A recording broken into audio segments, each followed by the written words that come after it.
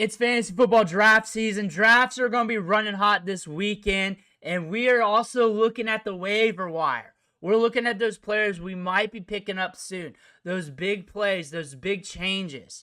And something big happened with the Dallas Cowboys last night, and we're going to discuss that. Before we dig in, you need to click that subscribe button right now because we're talking about these players every day. We're doing deep dives every day. We're going over the rankings.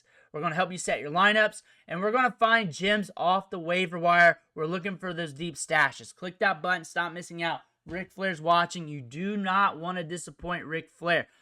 But what happened was Jaydon Blue went out with an ankle injury. It sounded like it's not too bad, but it's also an impact to the depth chart. And now the Cowboys have to think about things. They got to think about their 53 going into the season. And we did a video on him yesterday. We did his unique video as we're covering all the rookies, the upside plays, the ambiguous players, so you know more about them with the deep dives. But Phil Mafah enters the chat now. We've been paying attention to him all offseason long. Right now, traditional 12-team leagues outside of the scope for drafts, but a guy you need to pay attention to off the waiver wire. And we're going to dig into that why. But this is a running back prospect that's big. He's been looking good in training camp. He's been looking good in moments in preseason. This is a solid running back prospect. He was heavily recruited out of high school. 4-star recruit, 11th best running back in his class, 21 offers, went to Clemson, had some big schools looking at him, and he held it down. And he shared the backfield with Will Shipley. Will Shipley, now the backup running back for the Eagles, who was a former 5-star recruit. 1,100 yards last year, 8 touchdowns. Averaged 3.24 yards after contact per attempt. 3.47 on his career. Not much in the receiving production, but it was all right, considering he's a bigger running back. And on top of that, he's able to blow up on some good competition. He's able to turn out yards. That's something you want to see. You're also seeing him get some gains with 36 carries, 30 carries. He can take on a lot of work and keep ticking, even injured. Last year, he played with a torn labrum, and that's tough. That's tough. A torn labrum feels like your shoulder's about to fall out on top of the pain. Like you feel like no matter where you're moving it, like it could fall out. It feels like you got the potential to have that happen. He underwent surgery on New Year's Day. He played through that injury. He rolled through some teams still. And when you check the tape of this guy's got good feet. He's got good size. He's nasty in the open field due to that. Defenders got to make a business decision. Do I make that tackle or do I try to corral him, hope somebody helps? Because he's 230 pounds. He's a big, big dude, but he can get him moving. He can hit 20 miles per hour on the field. Because people talk about football speed, they talk about track speed, they're talking about build-up speed, explosiveness. Once he's built up, that's a load. That's a load of a man coming at you, and you got to make a business decision. And on top of that, he's got some sweet feet, some good contact balance. He falls to the 7th round. Teams did not get a good look at him. He was coming back from that injury, from that surgery. That takes some time to rehab from. But he was good to go, as we obviously know from last night. In the offseason, working hard with that. 234 pounds at 6'1". Speed score 77th percentile.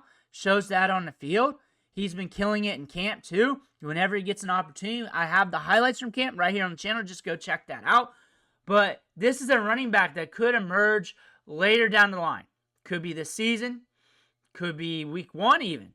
Because we look at this depth chart. At running back, it's not Super Bowl caliber. It's definitely not. Jaydon Blue's banged up. And what we liked about Jaydon Blue was he's an upside player playing with some bad running backs. Miles Sanders, Javonte Williams was not efficient last year. You look at their training camp clips. Javonte Williams has had some good runs. He's put together a good highlight tape. There's also runs where you'll just look, and if you put the fine jeweler's glass on, you'll notice like those are runs that he's going down the backfield. Like, that's only looking good because it's training camp. They're not going 110%. Same with Miles Sanders. He is a training camp narcissist. He will trick teams into thinking they need to split the backfield with him. They get in season, they're like, nah, he did that with the Panthers last year. They had to just give it all to Chuba. Canales was talking prior to the year like, hey, we might be splitting up touches. We might be doing that. No, that didn't happen. I look for Javonte Williams to be the guy to start off the season because Miles Sanders was hurt throughout most of training camp. But again, we're looking at the full season here. Javonte Williams is a running back here with good vision, can turn out yards, can be productive, but has never been like that guy. And he's been lackluster as of recent, the last 3 years, fantasy-wise, which accounts for catches, yards, touchdowns, 11 points per game while getting opportunity. He had an injury baked in there in 2022. That being said, can he get right? Can he get back? And if not, and this coaching staff is reaching, what are they going to do? Are they going to go to Blue? Or are they going to go deeper? Are they going to bring somebody in? Miles Sanders. Like, you just look at this. Since 2021, ain't been much there. And there's a reason for that.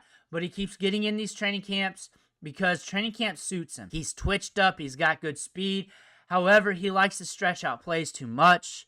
If the hole's a little tight, he'll try and stretch it east and west too much. He's an east-west running back that tries to go east-west too much while trying to make the big play. And that comes out in game. While in training camp, where things are like 70-80% go, they're not tackling to the ground. They're letting the play go a little bit longer once he's touched. He looks better. He tricked some coaches. Tricked Canales last year. Somehow the coaches are interested. They're keeping going with this. He's 28 years old. You're looking at Jaydon Blue. He's banged up. He's a good running back prospect. He's been looking good in training camp. He's got a lot of hype.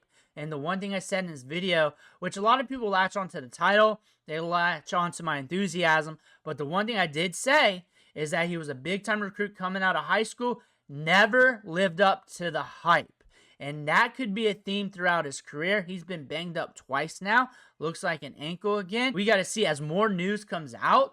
But we're looking at this team. They had Rico Dowdle. Now he's with the Panthers.